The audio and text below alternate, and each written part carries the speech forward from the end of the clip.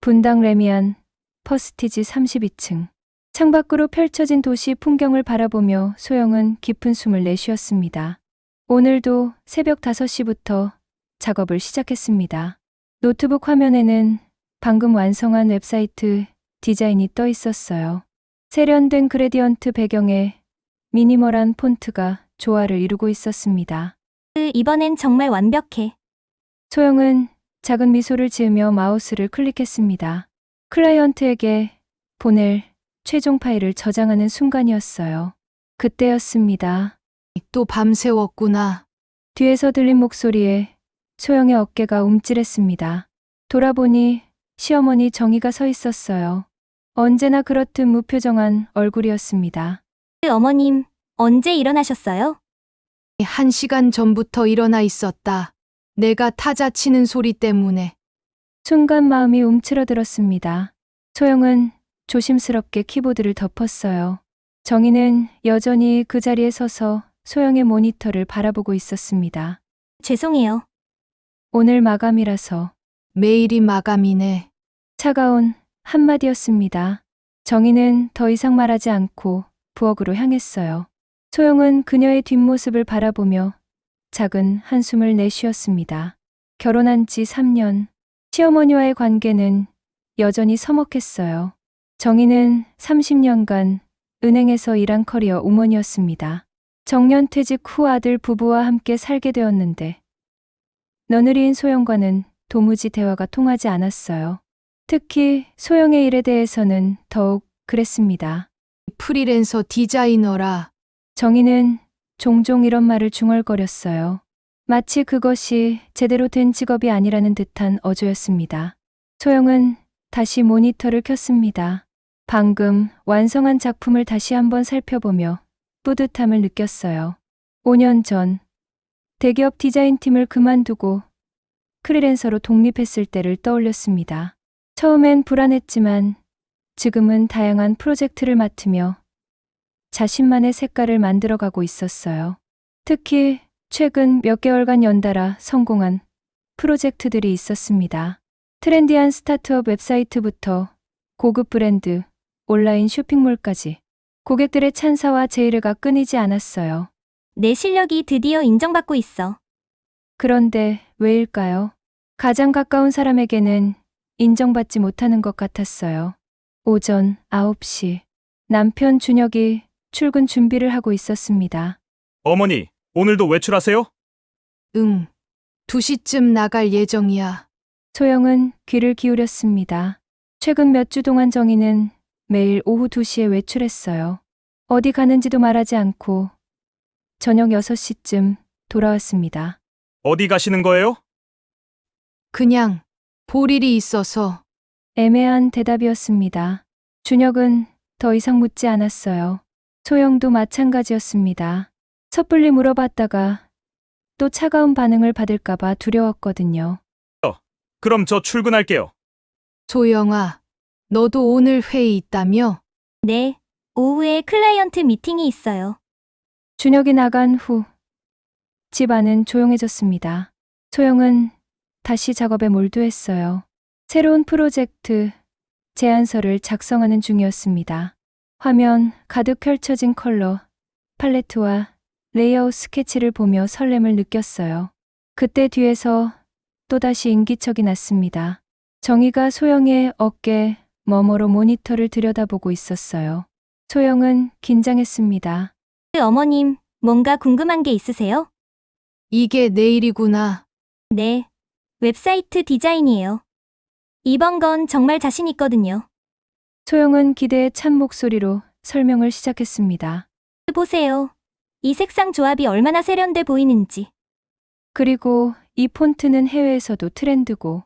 하지만 정희의 표정은 변하지 않았어요. 화려하네. 짧은 한마디였습니다. 그것도 별로 좋다는 뜻으로 들리지 않았어요. 제 안에서 뭔가가 툭 하고 끊어졌습니다. 화려하다는 게 안 좋다는 뜻인가요? 아니야. 그냥 화려하다는 거지. 정희는 더 이상 말하지 않고 자리를 떠났습니다. 소영은 모니터를 멍하니 바라봤어요. 방금 전까지 완벽해 보였던 디자인이 갑자기 의심스러워졌습니다. 정말 화려한 것뿐일까요? 실용성은 부족한 걸까요? 점심시간이 되어서야 소영은 정신을 차렸습니다. 부엌에서 간단히 식사를 준비하며 정희를 불렀어요. 어머님, 점심 드세요. 난 됐다. 밖에서 먹을 거야. 벌써 나가세요? 아직 2시도 안 됐는데. 일찍 나가려고. 정희는 가방을 챙기며 현관으로 향했습니다. 소영은 그녀의 뒷모습을 바라보며 이상함을 느꼈어요. 가방이 평소보다 무거워 보였습니다. 그리고 뭔가 모르게 서두르는 것 같았어요. 문이 닫힌 후 소영은 혼자 남은 집에서 생각에 잠겼습니다. 시어머니는 도대체 어디에 가는 걸까요? 왜 매일 같은 시간에 외출하는 걸까요? 그리고 왜 자신의 일에 대해서는 항상 그런 반응을 보이는 걸까요? 소영은 다시 작업실로 돌아갔습니다. 하지만 집중이 되지 않았어요. 모니터 속 디자인을 바라보며 자꾸만 정희의 말이 떠올랐습니다. 화려하네. 정말 그냥 화려한 것뿐일까요? 소영은 마우스를 움켜쥐고 있었습니다. 손끝이 차가워졌어요. 분명히 뭔가 잘못되고 있었습니다. 하지만 무엇이 잘못된 건지 알 수 없었어요. 오후 햇살이 창문을 통해 들어왔습니다. 하지만 소영의 마음속은 여전히 어둠으로 가득했어요. 이 모든 오해의 시작을 그때는 몰랐습니다. 정희가 나간 지 1시간이 지났습니다. 소영은 작업실에 앉아 있었지만 도무지 집중이 되지 않았어요. 자꾸만 시어머니의 마지막 모습이 떠올랐습니다. 가방을 꽉 끌어안고 서둘러 나가던 그 뒷모습. 뭔가 이상했어요. 소영은 자리에서 일어나 거실로 나왔습니다. 정희가 평소 앉던 소파 옆 작은 탁자를 무심코 바라봤어요. 그때 바닥에 떨어진 작은 종이 한 장이 눈에 띄었습니다. 소영은 조심스럽게 그것을 집어들었어요. 메모지였습니다. 정희의 필체로 뭔가가 적혀 있었어요. 왜 접근성, 가이드라인, 생소한 단어들이었습니다. 소영의 심장이 빨라졌어요. 웹과 관련된 내용이었거든요. 그런데 왜 시어머니가 이런 것을 메모했을까요? 더 자세히 들여다보니 다른 글씨도 보였습니다. 스크린 리더, 음성인식, 시각장애. 순간 온몸에 소름이 돋았습니다. 이게 도대체 뭘까요? 정희가 왜 이런 것들을 찾아보고 있는 걸까요? 소영은 메모지를 들고 서 있었어요. 손이 미세하게 떨렸습니다. 그 순간 현관문이 열리는 소리가 들렸어요. 깜짝 놀란 소영은 서둘러 메모지를 원래 자리에 떨어뜨렸습니다. 하지만 들어온 건 정희가 아니라 준혁이었어요. 어? 벌써 왔네. 회의 일찍 끝났어? 응. 그런데 당신, 어머님이 요즘 뭔가 이상하지 않아? 준혁은 넥타이를 풀며 고개를 갸웃했습니다. 이상하다니. 뭐가? 매일 같은 시간에 나가시잖아. 그리고 어디 가는지도 안 말씀하시고. 엄마도 사회생활을 하셔야지. 퇴직하시고 집에만 계시니까 답답하실 거야. 준혁은 별로 신경 쓰지 않는 것 같았어요. 하지만 소영은 달랐습니다. 방금 본 메모지 때문에 더욱 궁금해졌어요. 저녁 6시 30분. 정희가 돌아왔습니다. 평소보다 조금 늦었어요. 그리고 얼굴이 유난히 피곤해 보였습니다. 다녀왔습니다. 어디 다녀오셨어요? 오늘은 좀 늦으시네요. 그냥 볼 일이 좀 길어졌어요. 또 애매한 대답이었습니다. 소영은 정희의 가방을 유심히 바라봤어요. 아침에 나갈 때보다 더 무거워 보였습니다. 그리고 가방 밖으로 뭔가 하얀 종이가 살짝 보였어요. 마음이 조급해졌습니다. 저녁 식사 시간이었습니다. 가족들이 모여 앉았지만 대화는 별로 없었어요. 준혁은 스마트폰을 보며 뉴스를 확인하고 있었고 정희는 조용히 식사를 하고 있었습니다. 소영은 계속 정희를 관찰했어요. 평소와 다른 점이 있을까 싶어서였습니다. 그런데 정말로 이상한 걸 발견했어요. 정희가 스마트폰을 만질 때 눈을 감고 있었습니다. 정확히는 눈을 지그시 감고 화면을 손가락으로 더듬고 있었어요. 왜 그러는 걸까요? 소영은 숨을 멈췄습니다. 어머님, 스마트폰 사용법 어려우세요? 갑작스러운 질문에 정희의 손이 멈췄어요. 아니요. 괜찮아요. 그런데 왜 눈을 감고 하세요? 정희의 얼굴이 굳어졌습니다. 그냥 습관이에요. 이상한 답변이었어요. 준혁은 여전히 자신의 스마트폰에만 집중하고 있었습니다.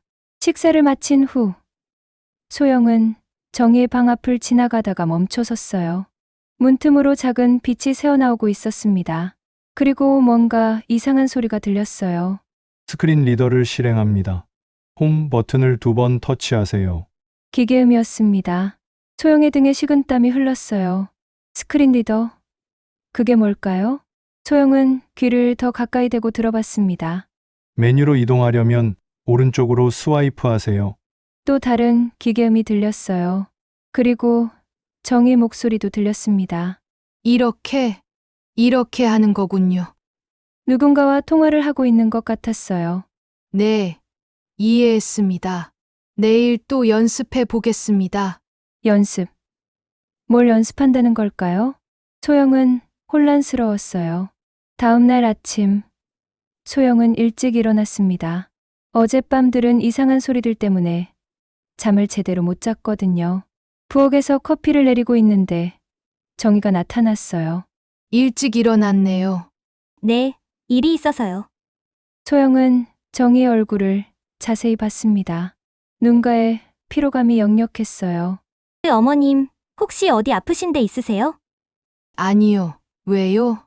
얼굴이 좀 피곤해 보여서요. 괜찮습니다.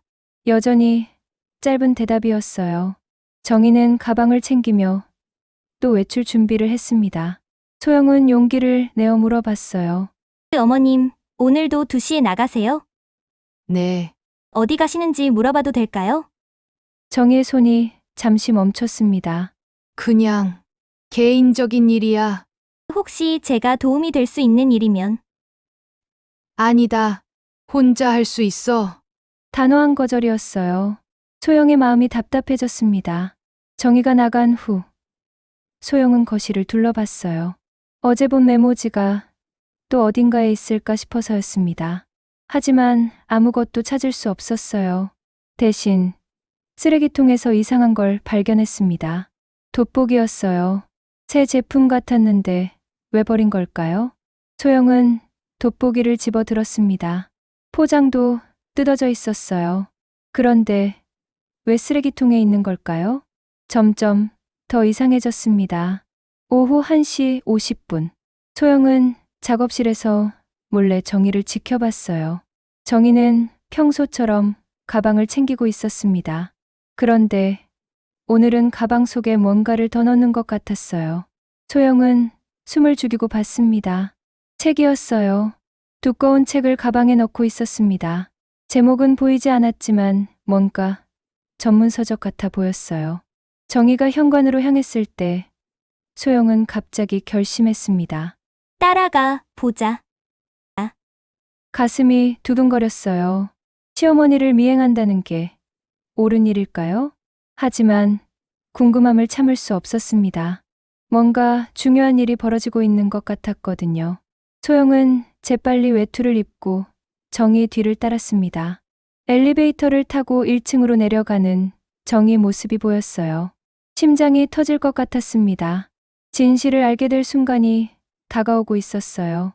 정희는 레미안 퍼스티지를 나와 버스 정류장으로 향했습니다. 소영은 멀찍이 따라가며 숨을 죽였어요. 가슴이 쿵쾅거려서 들킬까봐 걱정됐습니다. 정희가 탄 버스는 분당구청 방향이었어요. 소영도 서둘러 뒤쪽 자리에 앉았습니다. 다행히 정희는 앞만 보고 있어서 눈치채지 못했어요.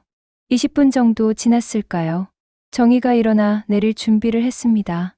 분당중앙공원역이라는 안내 방송이 나왔어요. 소영은 심장이 터질 것 같았습니다. 정희를 놓치면 안 됐거든요. 버스에서 내린 정희는 골목길로 들어갔습니다. 소영은 더욱 조심스럽게 따라갔어요. 사람이 적어서 들킬 위험이 컸거든요. 5분 정도 걸었을까요? 갑자기 정희가 한 건물 앞에서 멈춰섰습니다. 소영은 급히 전봇대 뒤로 숨었어요. 그리고 그 건물의 간판을 봤습니다. 온몸이 얼어붙었어요. 분당 시각장애인 복지센터. 뭐라고요? 소영은 눈을 비비며 다시 봤습니다. 분명히 그렇게 적혀 있었어요. 시각장애인 복지센터라니. 왜 정희가 그런 곳에 가는 걸까요? 머릿속이 하얘졌습니다. 정희는 망설임 없이 센터 안으로 들어갔어요. 소영은 한동안 그 자리에 서 있었습니다. 이해할 수 없었거든요. 정희에게 시각장애가 있다는 건가요? 그럴 리 없어요. 평소에 멀쩡히 잘 보였는거려. 그럼 다른 이유가 있는 걸까요? 소영은 용기를 내어 센터 입구로 다가갔습니다. 유리문 너머로 내부가 보였어요. 1층 로비에는 여러 사람들이 앉아 있었습니다. 대부분 시각장애인 분들 같았어요. 그리고 저 멀리 정희의 모습이 보였습니다. 한 젊은 여성과 이야기를 나누고 있었어요. 소영은 더 가까이 가고 싶었지만 들킬까봐 망설였습니다. 그때 옆에 있던 안내 게시판이 눈에 띄었어요. 웹접근성 교육 프로그램 안내라는 제목이 크게 적혀 있었습니다. 소영의 심장이 멈췄습니다. 웹접근성? 어디서 들어본 단어였어요. 그래. 정의의 메모지에 적혀 있던 바로 그 단어였습니다. 게시판을 자세히 읽어봤어요. 시각장애인의 웹사이트 이용 환경 개선을 위한 교육, 스크린 리더 사용법 및 웹 접근성 가이드라인 학습, 매주 월, 수, 금 오후 2시 5시. 소영은 다리에 힘이 빠졌습니다. 정희가 여기서 뭘 하고 있는 건지 조금씩 짐작이 됐어요. 하지만 왜일까요? 왜 이런 교육을 받는 걸까요? 소영은 센터 안으로 들어갔습니다. 떨리는 손으로 문을 열었어요. 로비에서 대기하고 있으면서 정희를 찾아봤습니다. 2층에서 목소리가 들려왔어요. 소영은 조심스럽게 계단을 올라갔습니다. 복도 끝에 있는 교육실에서 소리가 나고 있었어요. 문이 살짝 열려 있어서 안이 보였습니다. 그리고 소영은 충격적인 장면을 목격했어요. 정희가 컴퓨터 앞에 앉아 있었습니다. 그리고 한 강사가 옆에서 설명하고 있었어요. 박 기자, 스크린 리더가 웹사이트의 내용을 읽어주지 못하는 경우가 많아요. 특히 이미지만 있고 설명이 없거나 색깔로만 정보를 전달하는 경우에는 시각장애인분들이 전혀 알 수 없거든요. 그렇군요. 그럼 제가 본 웹사이트들도 그런 문제가 있을 수 있다는 건가요? 박 기자, 네.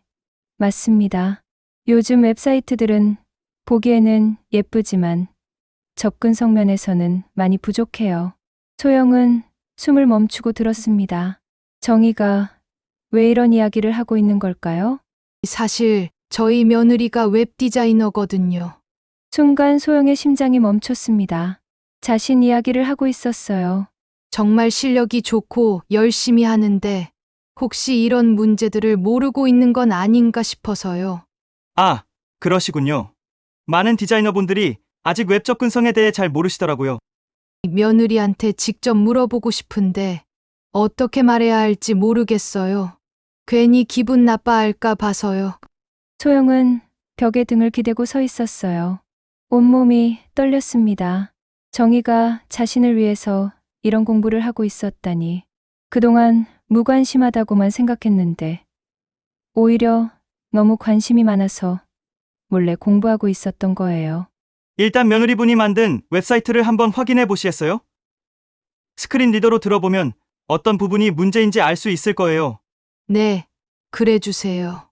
정희가 가방에서 무언가를 꺼냈습니다. 노트였어요. 그 안에는 소영이 만든 웹사이트 주소들이 적혀 있었습니다. 소영은 눈물이 났어요. 정희가 자신의 작품들을 하나하나 적어서 가져온 거였습니다.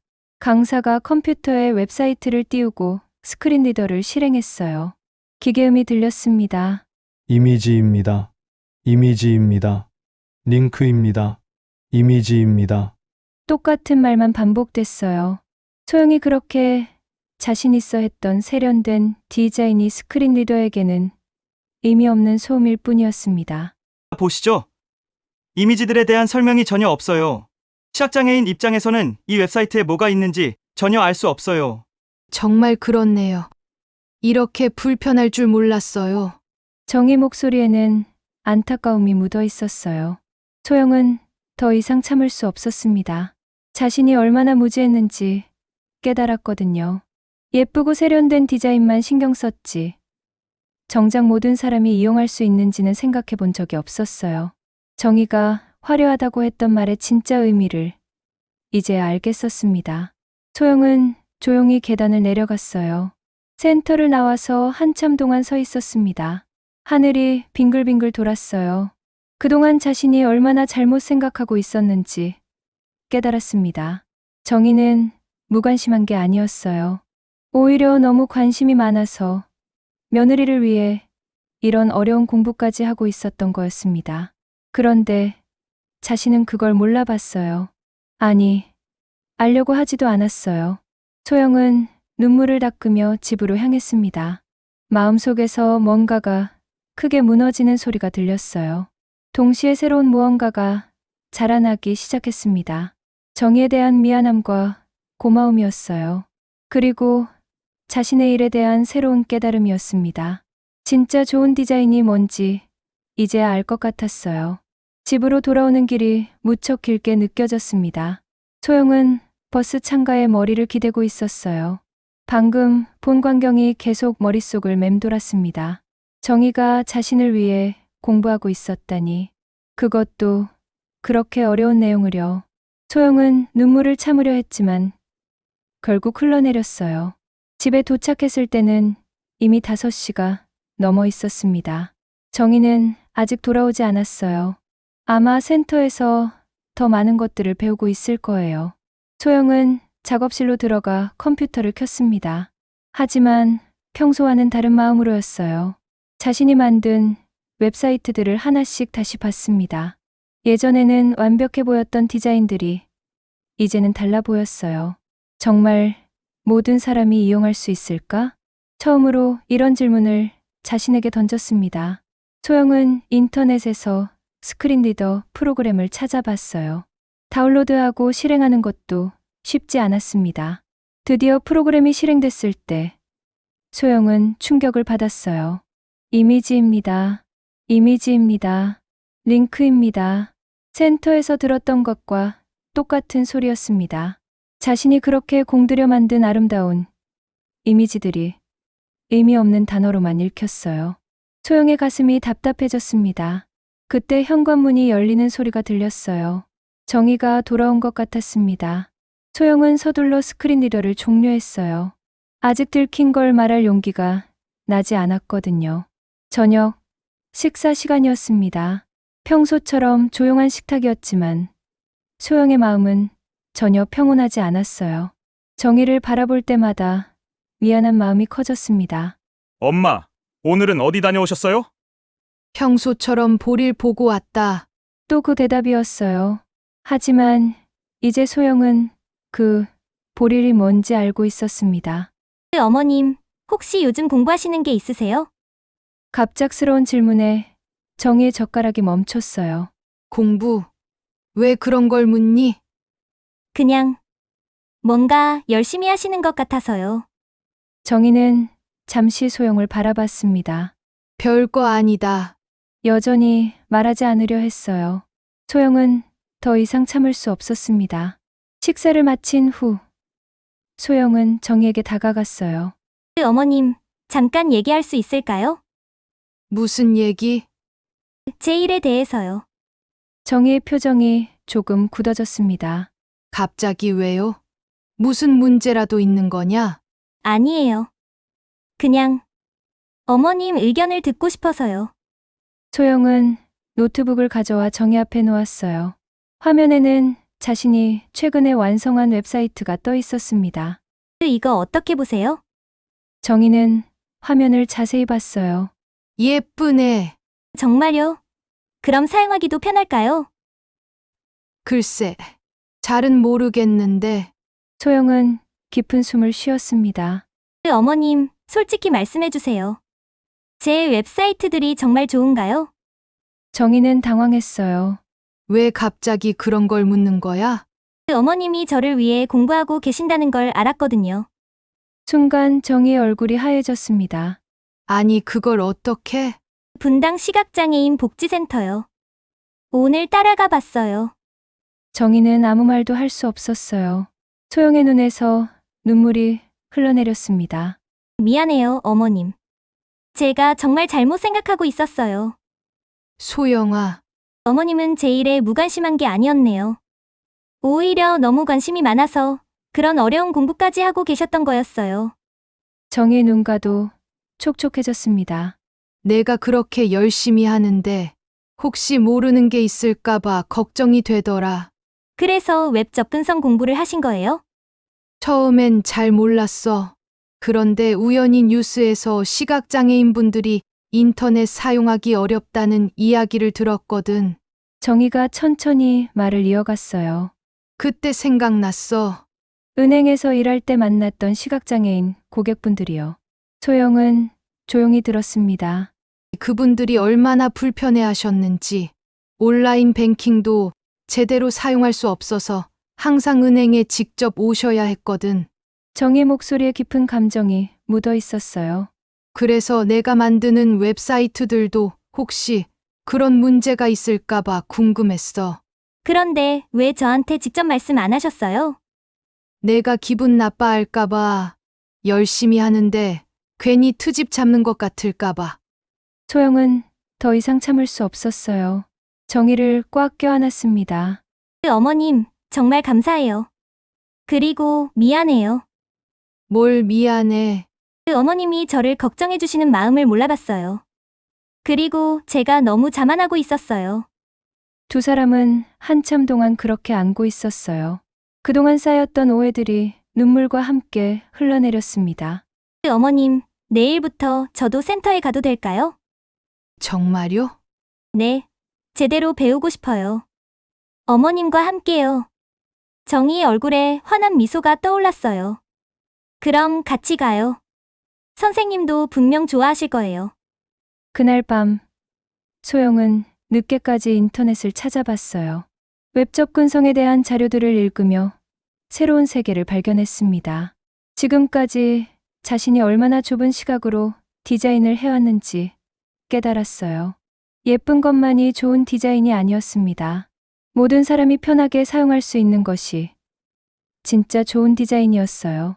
소영은 자신의 작품들을 하나씩 다시 살펴봤습니다. 고쳐야 할 것들이 너무 많았어요. 하지만 두렵지 않았습니다. 정희가 옆에서 도와줄 거니까요. 그리고 이제는 정말 의미 있는 일을 하고 있다는 느낌이 들었어요. 창밖으로 분당의 야경이 보였습니다. 내일부터 새로운 시작이었어요. 정희와 함께하는 새로운 여행이요.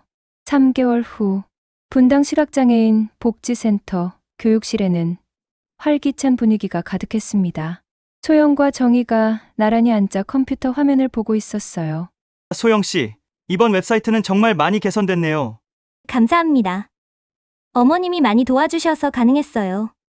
소영은 정희를 바라보며 환하게 웃었습니다. 지난 3개월 동안 두 사람은 매주 3번씩 센터에 함께 왔어요. 처음엔 어색했지만 이제는 가장 가까운 동반자가 되었습니다. 소영의 디자인 실력과 정희의 꼼꼼함이 만나자 놀라운 변화가 일어났어요. 강사가 스크린 리더를 실행했습니다. 메인 메뉴입니다. 회사 소개로 이동하려면 엔터를 누르세요. 이번엔 명확하고 친절한 안내였어요. 제품 소개 이미지입니다.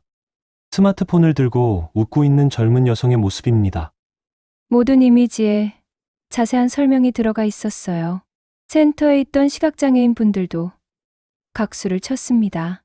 시각장애인 이용자, 정말 사용하기 편해요. 이런 웹사이트가 더 많아졌으면 좋겠어요. 소영의 가슴이 뭉클했습니다. 예전에는 몰랐던 보람이었어요. 아름다운 디자인을 만드는 것도 좋지만 누군가에게 진짜 도움이 되는 일을 한다는 느낌은 완전히 달랐습니다. 어머님, 오늘 저녁에 새 프로젝트 제안서 같이 봐주실 수 있어요? 물론이죠. 이번엔 어떤 회사인가요? 대형 쇼핑몰이에요. 웹 접근성을 개선하고 싶다고 하더라고요. 정희의 얼굴이 밝아졌어요. 정말 좋은 일이네요. 많은 사람들이 도움받을 거예요. 집으로 돌아오는 길. 두 사람은 나란히 걸었습니다. 예전과는 완전히 다른 분위기였어요.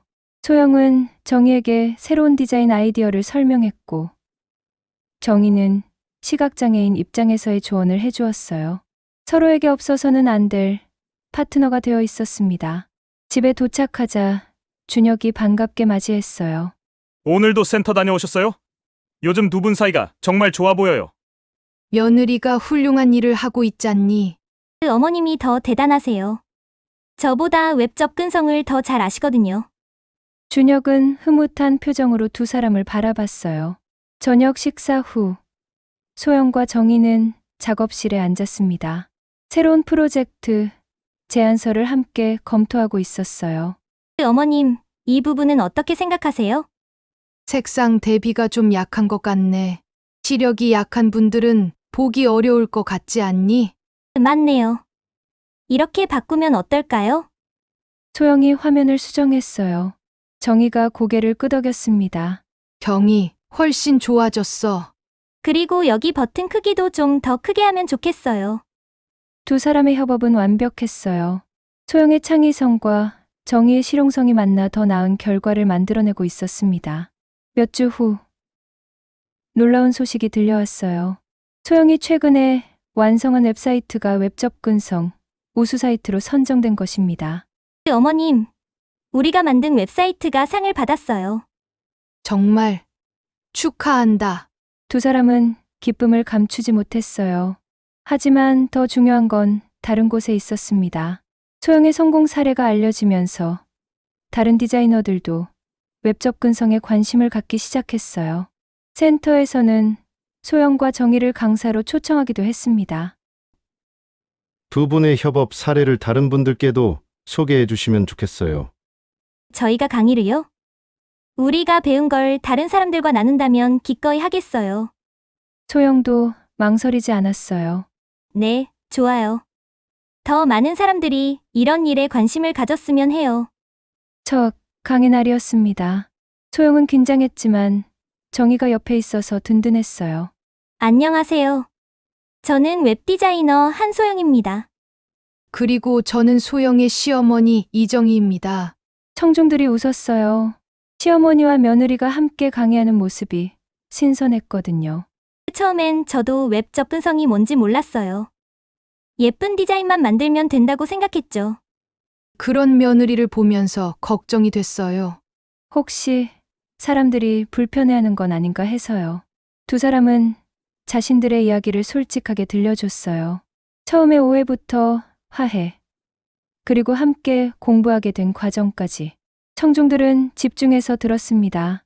진짜 좋은 디자인은 모든 사람이 편하게 사용할 수 있는 디자인이에요. 그리고 그런 디자인을 만들기 위해서는 다양한 사람들의 목소리를 들어야 해요. 강의가 끝난 후 많은 사람들이 두 사람에게 다가왔어요. 정말 감동적이었어요. 저도 디자인할 때 이런 점들을 신경 써야겠어요. 가족 간의 이해와 협력이 이런 좋은 결과를 만들어내는군요. 소영과 정희는 뿌듯했어요. 자신들의 경험이 다른 사람들에게도 도움이 되고 있었거든요. 6개월이 지났습니다. 소영의 사무실에는 웹 접근성 관련 수상장들이 여러 개 걸려 있었어요.